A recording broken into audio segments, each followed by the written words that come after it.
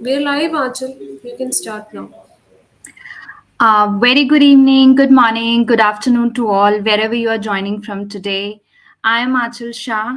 I teach grade 5 currently in India, and I believe in sharing and learning. And with this motto, I'm here to share my best practices with respect to the power of questioning in the classroom. So I believe without much delay, we should begin. So let me just share my screen.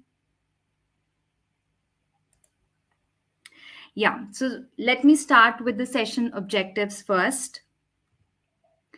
We are going to discuss the questioning skills through the lens of Bloom's taxonomy, effective questioning from teachers' perspective, at the same time, effective questioning from students' perspective. Because when we talk of questioning, both teachers and students have equal role in the classroom. So it is very important to understand how to develop questioning skills from both students and teachers' perspectives. I would like to start with this beautiful quote, which I really relate with, by Guy Claxton. Good learning starts with questions and not answers. And why this is true, we will explore this, will delve deeper into it when we move ahead. Now, the first thing that comes to our mind is why ask questions? Why do you think questions in a classroom is very, very, very important? So, there are certain reasons that we as educators should really think about while asking questions to students. The first thing is it provokes thinking. So when we ask questions to students, it definitely guides their thinking. They know what to find answers to. So it is very important to ask them a meaningful and constructive questions. It develops critical and higher order thinking skills. Yes, definitely, because when we are encouraging students to think about what we have asked, to find solutions to the question that we are posing them, definitely we are encouraging them to develop higher order critical thinking skills. Just a second. I'm so sorry. Yes. It also provides ownership to students for their learning. Definitely, when we encourage students to ask questions and when we ask them questions, they know what to ask. They develop a sense of agency in them because they know this is the question they have asked. And that is why a teacher is answering them. So it develops an ownership for their learning. It acts as a guide for both teachers and students. Simultaneously, it becomes a reflection tool. Because when teachers ask questions in the classroom to students, if they're able to answer, then it is a clear reflection that the lesson is going well, it is on track. But if students are not able to answer what we expected them to, then it is a reflection for teachers that something is lagging, then some modification is required. Same with the students. If a student is able to answer questions, then they know they are on right track, they are understanding everything. They are guiding the inquiry, the unit in the classroom. That is why it is very, very important to develop questioning skills in students. Now, let's look at questioning through the lens of Bloom's taxonomy. We all are aware how important Bloom's taxonomy is. But just to start, to brief Bloom's taxonomy, it is the taxonomy of teaching, learning, and assessment. Now, this taxonomy has 6 levels, which is classified under 2 broad categories: higher order critical thinking skills and lower order critical thinking skills. The first level starts from remembering stage, remember, understand, and apply, comes under lower order critical thinking skills, and analyze, evaluate, and create, it comes under higher order critical thinking skills. So before jumping on to Bloom's taxonomy, it is the responsibility, it is imperative for an educator to identify thinking levels of the students in the classroom. And this taxonomy helps to identify learning objectives in the classroom. When learning objective is clear in the classroom, definitely learning outcome is achievable. Now, the best part of questioning through Bloom's taxonomy is differentiation. By using these 6 levels, questioning can also be differentiated in classroom, and we know how differentiation is important because there's a mixed batch of students. Not everybody is at the same level, but by differentiating questioning using Bloom's taxonomy, definitely we can encourage students to come forward and slowly and gradually move up to the ladder from remembering stage to creation stage. Now, the big question is whether this questioning skill can be applied only in one subject area. But no, it can be applied everywhere. So today, we're going to understand this by using an example from math. Now, when we look at this image, we know this is a question related to fraction. It is a visual representation. When you show this to students, students would get a clarity. Okay, something is related to fraction, what my teacher is going to ask me today. Now, when we have identified thinking levels in the classroom, and if our objective stands at remembering stage, now remembering stage is basically when you want students to recognize something, when you want students to recall some concept, some big idea, then how you can guide their thinking at this stage? By asking questions like, can you name the fraction shown in the picture? 1 by 2 is equivalent to 12 by 24. Is it true or false? Now, when we ask this question at remembering stage, it is very clear we are just encouraging students to recognize the fraction. They will definitely answer it is equivalent fraction. Is this true or false? So it's one word answer. Now, it also acts as a prior knowledge assessment for us because now students have recognized information. As teachers, we know, okay, students have mastered this level, we can move up to next level, which is understand. Now, after recognize, it is very important for us to check whether students have developed understanding of equivalent fractions. Is it just they have overheard someone saying answer? So, to check their understanding, we give an opportunity to students to explain the concept in their own words. So, it can also be encouraged by asking questions like, why are they equivalent? What do you mean by equivalent fractions? Can you explain why 1 by 2 is equivalent to 12 by 24? So now we are guiding their thinking that they need to elaborate what they have recognized. They need to justify that this is an equivalent fraction. What is the meaning? This gives educator also an opportunity to understand whether students have understood the concept or not, whether they have mastered, they have understood the meaning of the concept, that basically the learning objective is achieved or not. Once it is done, we move on to the next stage, which is apply. Now, they have recognized the fraction is equivalent fraction. Students have explained what equivalent fraction is. The next step is to apply that knowledge into real life situations in solving some real life problems. Now, to check that and to encourage that kind of thinking that they can apply the concept, and a teacher can ask questions like, what would you have done if you had to find equivalent fraction other than 12 by 24? Can you think of something similar as 1 by 2 and 12 by 24? So a situation is put forward and they are asked to think of using the concept of equivalent fraction in finding solutions and applying the concept in finding answers here. So first three stage, remembering, understand, and apply, they comes under lower order critical thinking skills. So based on the thinking levels of the classroom, based on the learning objective, questions can be differentiated. Once this is mastered, students are given opportunity to move up to another level. So after apply comes analyze. Now, students are encouraged here to compare and contrast, to analyze the solutions, analyze their application. How can we do that? By asking questions. For example, what other ways of visual representation can you think of 1 by 2 and 12 by 24?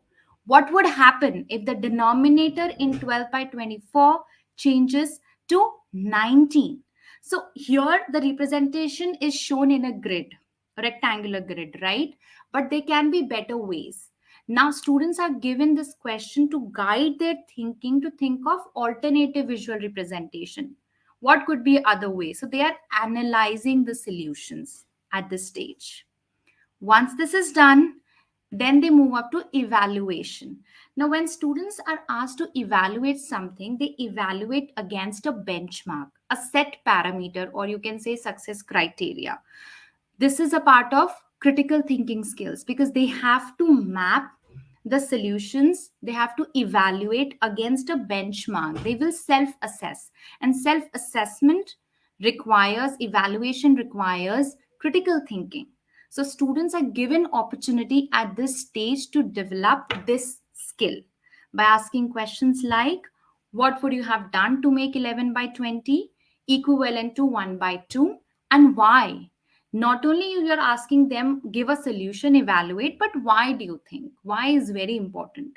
Which is the best way to represent equivalent fractions visually, and why? So they are evaluating possible solutions. They will have everything ready. They will match it with the parameters shared with them. Once this is done, the last stage is creating. They recognized information, they explained their understanding, then they applied it in real life situation, then they analyzed it, then they evaluated it, and now is the time to, is the culmination part where they will be encouraged to create something from the knowledge gained. For example, design a 3D model to show equivalent fractions in real life. Create a visual representation of 1 by 2 and 12 by 24 using real life objects.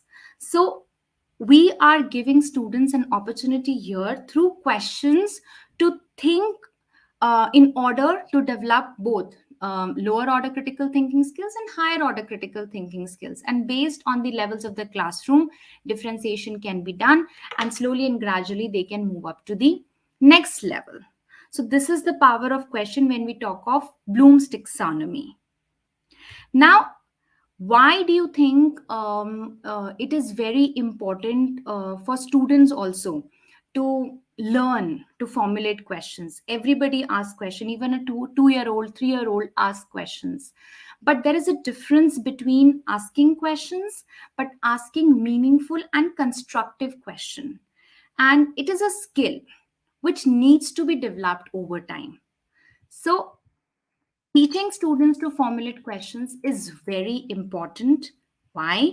Because it develops their questioning skills, and slowly and gradually, when they know how to formulate meaningful questions, they develop a sense of ownership of their learning, and it also guides their research because not only we focus on guided learning, but also a lot of opportunities are given to students to drive the lesson, to research information in this, today's scenario. It also develops interest because students know they have asked question, and now teacher is answering their question, so a certain kind of interest level also develops in students.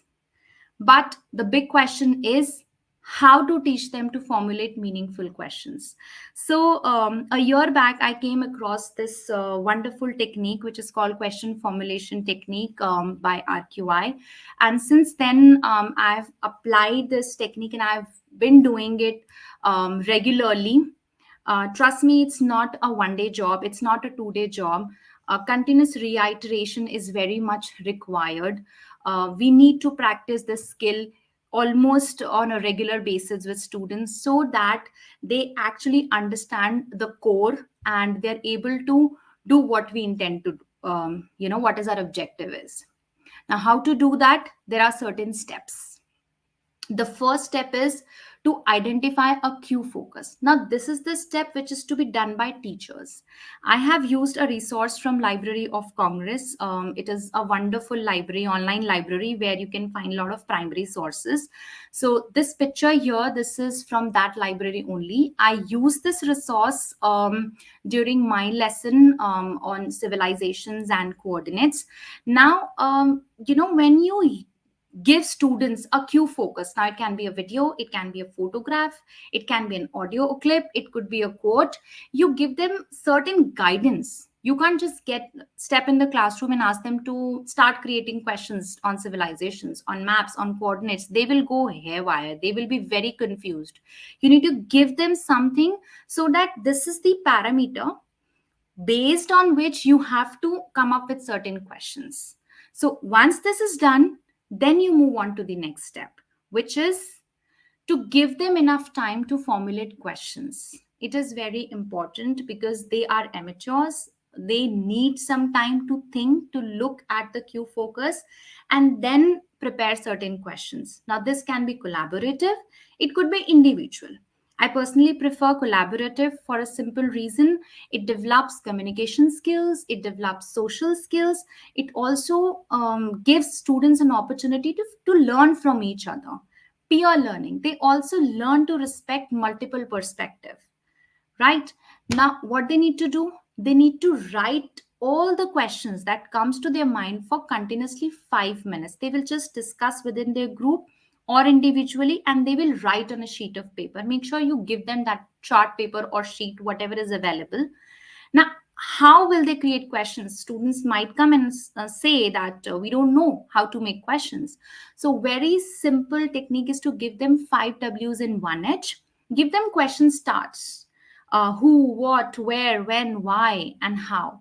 So, they can start, they can formulate questions using these question starts. It will be easier for them to think because they have a guide now.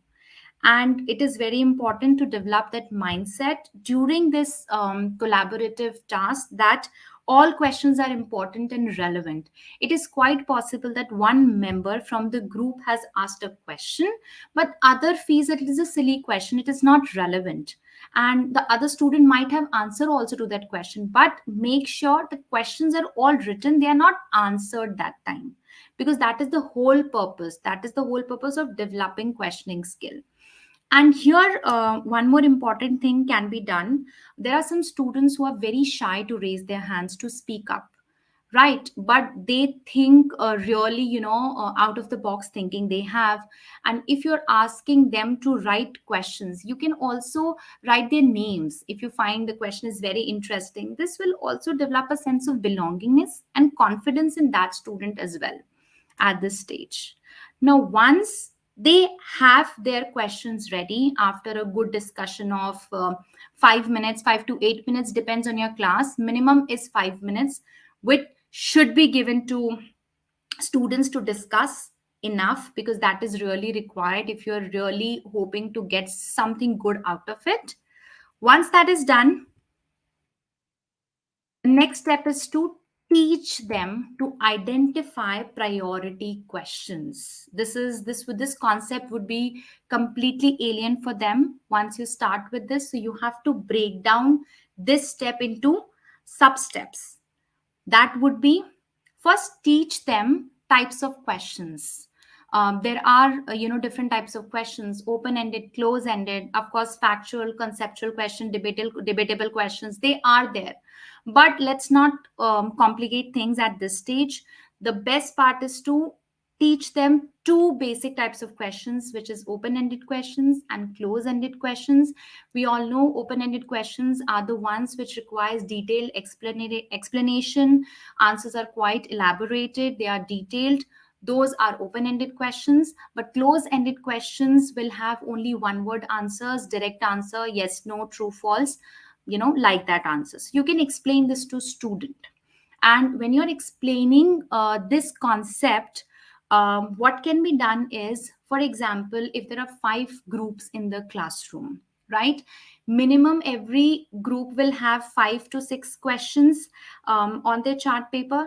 Maybe pick up few questions from one of the groups and then explain them what an open-ended question look like, what would a close-ended question look like, because teacher modeling is very required at this stage. When they see something, when they see an exemplar, it becomes easy for them to make connections, and then they will be able to identify open-ended questions and close-ended questions from the list of questions they have created.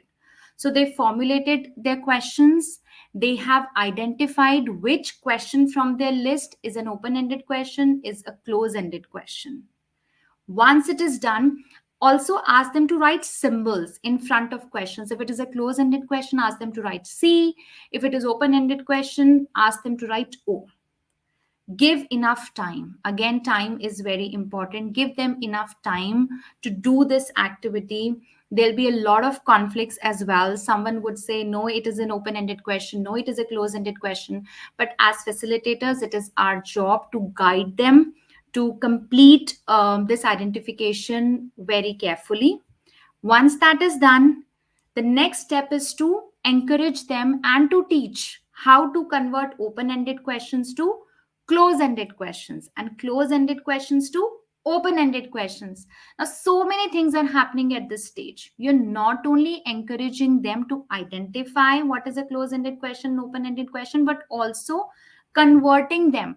So they will convert questions like, for example, who designed this map? We know it's a close ended question because there'll be a one word answer. But converting this close ended questions to open ended, how was this map designed during that time? Now, this will require a detailed answer. Do a teacher modeling with them, show them an example. Once you show them, they will be able to do it. Again, give them enough time to complete this. When I first initiated, it took completely three lessons at least, to understand, for students to make connections and understand what exactly was going on. Once they've done this, the most important part of this technique is to encourage them to find out the most important questions which must be answered in order to gather information about the Q focus. Now, our Q focus in this example was that map, an old map, right? So they will identify out of these 6 questions, 7 questions, which are the most important 3 questions which must be answered, which I need to know the answers if I have to make connections to that Q focus. Now, imagine a class of 5 groups, each group having 5 questions minimum. So you have how many questions? 25 questions. I would say if each group has three questions, most important questions, there'll be 15 priority questions with students as a class. Some questions might be overlapped, so that is okay, but on an average 10 questions you will have for that lesson. Now, these questions are created by students. They have these doubts, they want to find answers about. So it is a guide for them also. They will look forward to other lessons because they need to know the answers to these questions. So it is developing students voice, choice, agency in the classroom. Also a guide to teacher, because he or she now know what students are looking for, right? Now, what to do? We have priority questions, but will this end here? No. When we say it is a reflection tool, have those questions written on a chart paper and place it somewhere where students can go continuously to check. As and when we are moving ahead in the lesson, they will strike through the questions when the concepts are covered. Trust me, they will have a sense of achievement and you'll have aha moment in the classroom when all the questions are strike through, they have answers to all those questions. They will develop a sense of accomplishment and they will be more interactive. It will be really amazing to see how they have grown, how questioning has helped them guide their own lesson. Of course, we as teachers need to add more questions to it. That's the job as a teacher has to do. But this is something, a skill that you're developing in students, which will help them later as well, not only during one lesson. Now, a big question is at what age students can be introduced to question formulation. So, trust me, this is a $1 million question. We see a 2-year-old asking a lot of questions, a 3-year-old asking a lot of questions. So, question is something which is inbuilt. But by engaging children at early years, I would say in healthy discussion, in constructive discussion, be it at home, be in school, they can definitely be encouraged to ask meaningful questions. Of course, we cannot follow this particular technique with them when they're 2-year-old, 3-year-old, 4-year-old. There is a certain age, I would say at 7 years is the best time to properly start question formulation with them the way we discussed. But before that, even verbal communication can be used to develop questioning skills, to engage students in constructive discussions through question. I found a very interesting example on Right to Questions Institute's website. It's from a pre-kindergarten classroom a teacher had used QFT. So they baked gingerbread cookies, right? When students entered the classroom, they saw this cookie. Now they started having good discussion. Okay, I like this cookie. It's looking so yummy. The gingerbread man is smiling. All those discussions were going around. Then teacher asked students, what happens if a gingerbread cookie is put into word? So through questions, you are that teacher tried to guide their thinking, at such early age, pre-kindergarten, which is a very young age. Now students started investigating, okay, if gingerbread cookies put into water, what will happen? Maybe they can try putting gingerbread cookie into water. And they made predictions, predictions, officially predictions we teach them at a later stage. But with this question, you have already provoked their thinking. They are making predictions. And then once the predictions were done, everybody had their weird ideas. As a class, they conducted an experiment to test out the question. So they know in order to find answer, they have to do something to check. They have to investigate. Now they found that the gingerbread sank in the water. Definitely they tried it and they saw it happening right in front of their eyes. So it was aha moment for them. So such a small thing, such a small activity, but by using a meaningful and constructive question, that teacher provoked students thinking at such a young age. Now next question that class investigated was, what would happen if you added soap to the water to make it bubbly? Now when they found out answer to first question, they did experiments, so students knew they had to again try it out.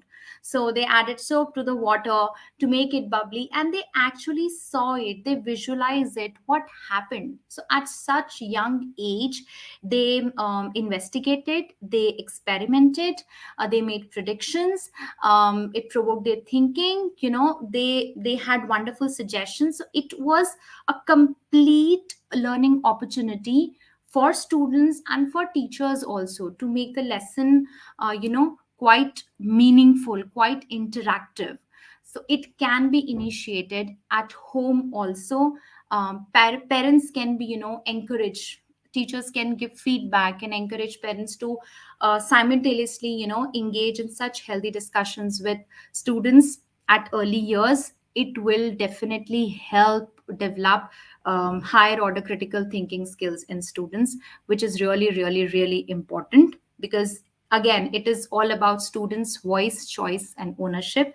At the end of the day, if they're not enjoying doing what they're learning, then the whole objective, the objective will remain subjective. It will not turn into outcome. That is what I feel. Any questions? If you have, I'm open to questions now. That's all from my side, what I had to share.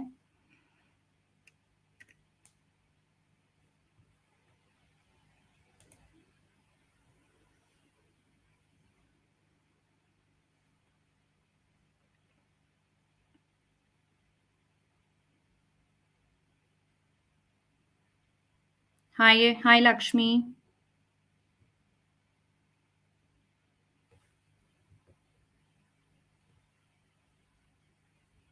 Definitely, I completely agree with you. Good evening, Dr. Rakhi.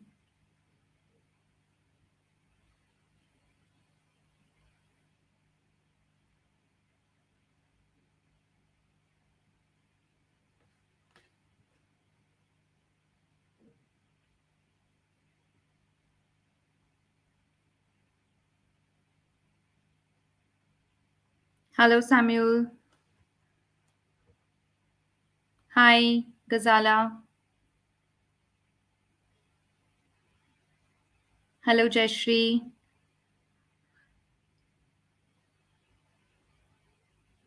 So, I would like to share one example as I don't see any questions, so I would like to share one example from my classroom only. When we did this activity QFT, um, in our classroom, when students came up with questions, we had around 20-25 questions students came up with, and priority questions were around 15 that students felt it is very important to inquire into.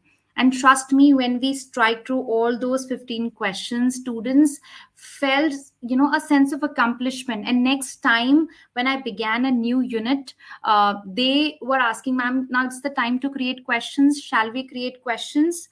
So, this is a skill that gets developed in students over time.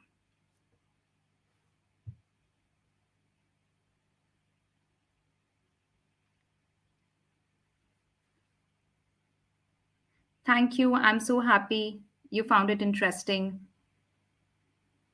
Yes, definitely, because Bloom's taxonomy, it is again, it is a taxonomy to differentiate teaching, learning, assessment. Everything can be done through Bloom's taxonomy. It is such a beautiful taxonomy with different levels in our classroom.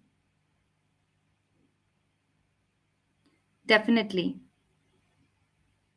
So, definitely you can, as I can read you, you encourage students to frame questions with 5W and 1H, but fail to get time to differentiate between the framed questions. So, you know what happens when the situation arises in the classroom? So, you can definitely ask students to look at the lesson objective. Before we begin our lesson, we definitely give lesson objective to our students, like this is the objective for our lesson. If I take the same example, before I started QFT, then I told students the lesson objective is by the end of the session, you will be able to formulate question related to the map shown. So when they make that connection with the lesson objective, they know whether they are going right or whether they are going wrong, you know and encourage them. Use a lot of teacher modeling. As I said, it will not happen in one session. Teacher modeling is very, very required. Maybe you can first try formulating questions using 5Ws and 1H yourself. When students see you doing it, they know what is the best way to do, and then they'll be able to master it slowly and gradually.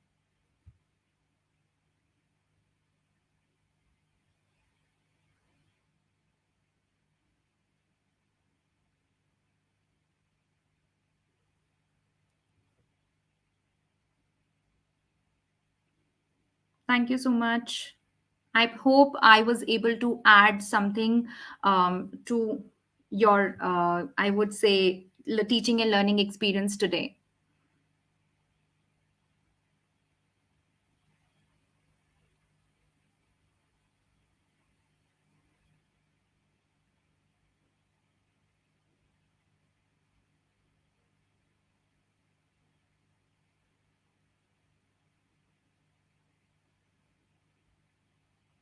Thank you. Thank you, Harsha.